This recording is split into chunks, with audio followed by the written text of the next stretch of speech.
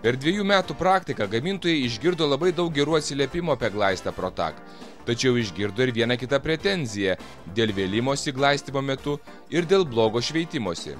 Tačiau paaiškėjo, kad visos pretenzijos kilo ne dėl glaisto trūkumų, o dėl neteisingo produktų naudojimo. Nepatogumų darbo eigoje naudojant glaistą Protak gali kilti tik neįsigilinus į produkto naudojimo instrukciją ir naudojant jį ne pagal rekomendacijas.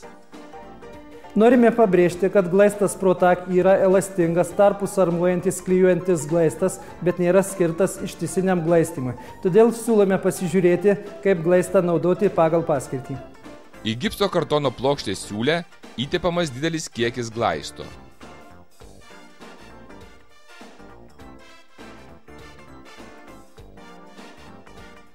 Siūlė glaistų Protak užtepama ir išlyginama 1-2 kartais.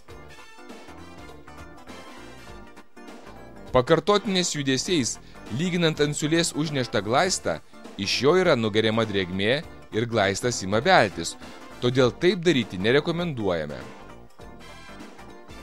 Standartinės siūlės glaistant glaistų Protak nebūtinas armavimo tinklelis, kadangi glaisto sudėtyje jau yra armavimo pluoštas, suteikiantis glaistui elastingumą ir tvirtumą, o glaisto sudėtis leidžia jam gerai sukibti su paviršiumi. Rizikingose arba nestabilios konstrukcijos vietose rekomenduojame naudoti armavimo tinklelį. Šiuo atveju didėja sukibimo plotas ir nuglaistytos siūlės elastingumas bei tvirtumas. Atlikus visus anksčiau paminėtus veiksmus, darbas su glaistu baigtas.